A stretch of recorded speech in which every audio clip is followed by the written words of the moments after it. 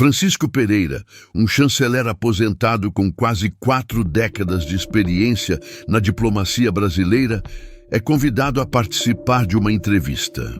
Com sua voz grave e acolhedora, ele reflete sobre uma questão que está criando expectativas em muita gente. O que aconteceria se o presidente Luiz Inácio Lula da Silva, conhecido por sua resiliência, recusasse, por medo, um convite para se reunir com Donald Trump no Salão Oval da Casa Branca? Com clareza e paciência, Francisco desmonta as implicações dessa decisão, guiando o público por um cenário cheio de nuances, como quem explica uma história complexa a um amigo na varanda de casa. O Salão Oval não é apenas uma sala elegante com carpetes vermelhos e uma mesa de mogno polido. É o epicentro do poder americano, onde decisões moldam o destino de nações. Aceitar um convite para lá é como entrar em um ringue com um adversário formidável. Recusá-lo, porém, pode ser interpretado como fraqueza, especialmente por alguém como Trump, cuja retórica de América primeiro não tolera desfeitas. Francisco imagina Trump, com seu estilo direto, postando no X algo como: "O presidente do Brasil, que tanto depende do nosso comércio, tem medo de uma reunião honesta. Triste." Essa única frase poderia viralizar, colocando o Brasil no centro de uma tempestade diplomática. O mundo acordaria com manchetes questionando a coragem de Lula e a força do Brasil. Economicamente, as consequências seriam como um soco no estômago.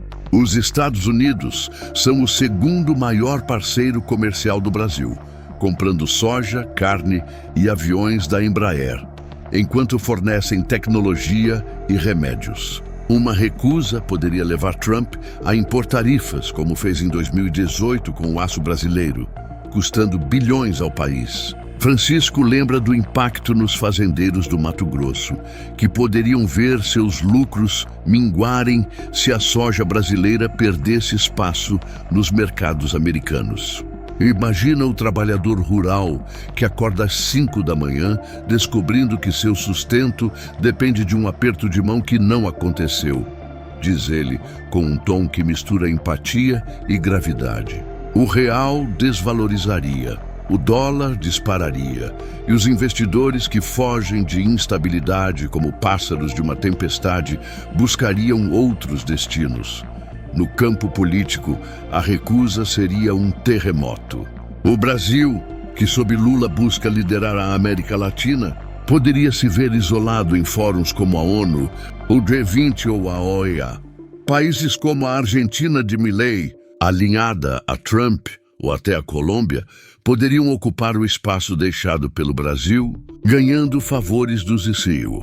Em Brasília, a oposição transformaria a decisão em munição, gritando covardia e plantando sementes de instabilidade política.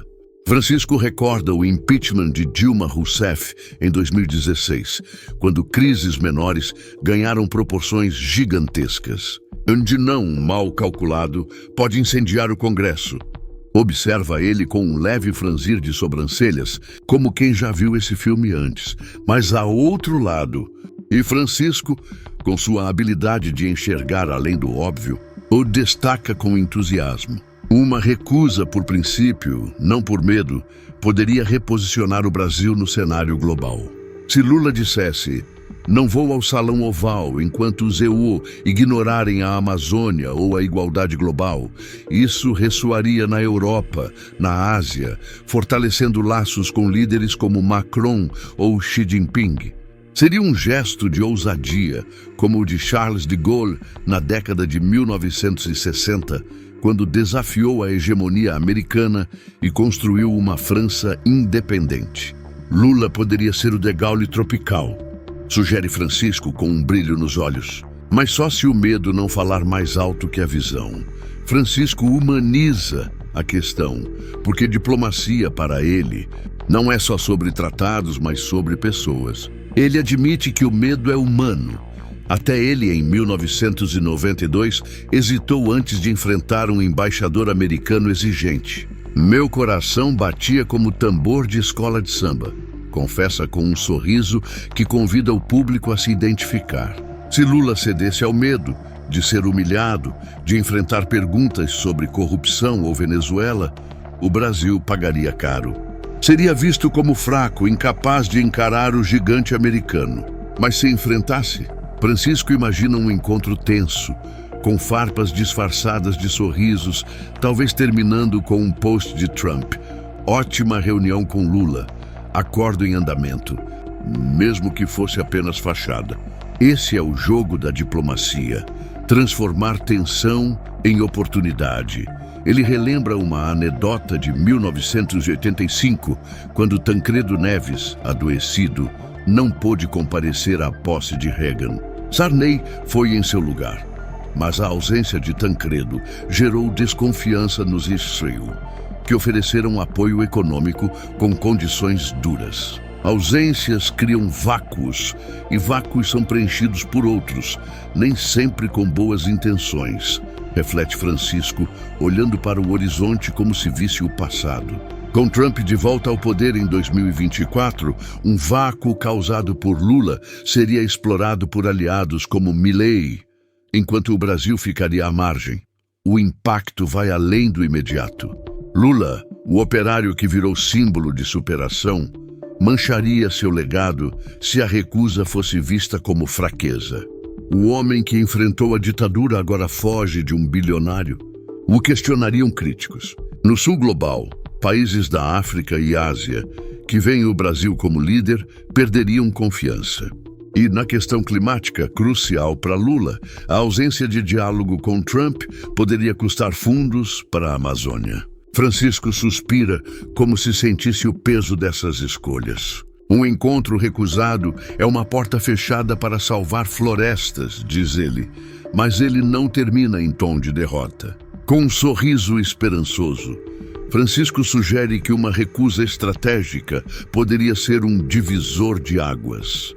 Poderia atrair investimentos chineses, fortalecer laços com a Europa, reformar a OEA.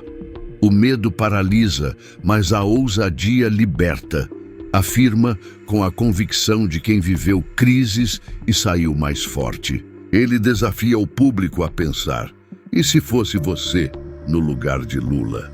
Coragem ou cautela? Porque, no fundo, a diplomacia reflete a vida. Todos nós enfrentamos nossos Trumps, chefes difíceis, desafios que intimidam. O segredo é respirar fundo e entrar na sala. Francisco termina com um convite à reflexão, como quem oferece um café quente após uma longa conversa. O mundo muda quando enfrentamos nossos medos. Que Lula, e todos nós, lembremos disso. Sua voz ecoa firme e inspiradora enquanto o sol se põe atrás dele, deixando uma promessa de novos dias.